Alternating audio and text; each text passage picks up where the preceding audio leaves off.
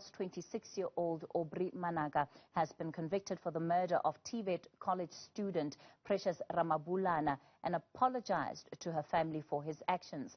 Manaka pleaded guilty to charges of rape, murder, robbery and housebreaking in the Limpopo High Court yesterday. Today, the court heard mitigating arguments for sentencing. For more on the story, let's take you live to our reporter Linda Mnisi in Limpopo. Linda, following that confession yesterday by Aubrey Manaka, sentencing, of course, especially when we take it from the perspective of those that have been most harmed, most affected by this killing, is going to be an easy one in terms of what the state will want to see here.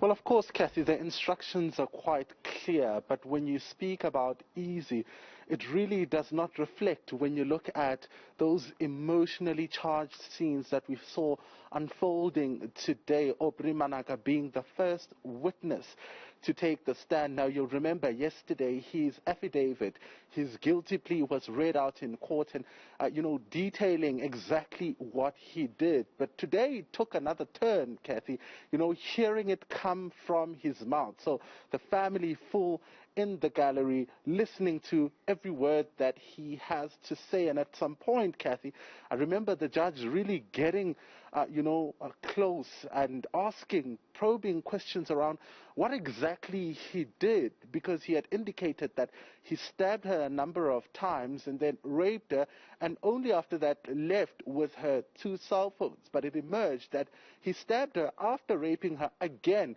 So postmortem results being read out in court, and the state saying that, in fact, she suffered 90 stab wounds. You remember initially, the reports had indicated that Precious Ramabulana had suffered about 52 wounds, but the state saying there are more, about 90, and others are related, of course, to the rape. And of course, that does not come easy to the family, who had already indicated yesterday that they will forgive him, but they want to see him serve life behind bars.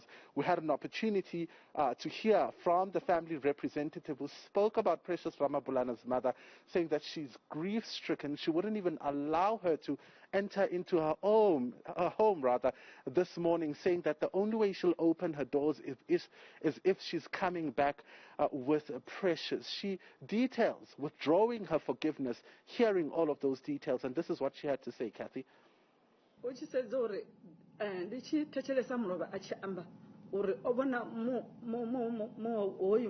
Precious achikojaiva apa akumutakalela odiva hani uri Precious udzula karumu ya ayakayo straight ndifandisa kunupfesesa uri achivya amutava ezi phanga dzikana yene zwithu zwa zwishumisa mbanga dza night ndi zwithu zvonovavesa zvine arali umubebi ungasisedze wa rabelesa wa zvivona wari ndikuzvisedza ndikufisana nazvo zviva ndingazvo zvine miyawe hako kona naro rarisa mutai rozvivona izvo zvithu zvote royaho tabo petu mara rikubhalelwa ariko kona zvihangwa zvezvithu zvezvaita zvikokonda. My Lord, I'm asking for a short adjournment.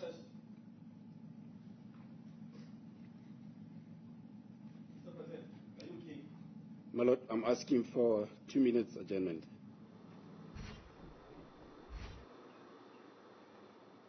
So, Kathy, there, right at the end of that bite, you're also hearing for the very first time, I can tell you, I've been to a number of court cases, but I've never seen a prosecutor breaking down in court. We're hearing him at the end of that bite asking the judge for a short adjournment. It was, of course, an emotional scene, as, of course, Precious Ramabulana in that bite asking a lot of questions, essentially, saying that how did he even know which room Precious lived in? Because there are, of course, a set of rooms in that residence. How did he know? And I mean, hearing that, He's also, stabbed her 90 times. And the demeanor, he speaks a lot about the demeanor, saying that at this point, I don't think we as the family can forgive him. I mean, hearing him and listening to him and seeing his demeanor, that, of course, at this point, we cannot deal with.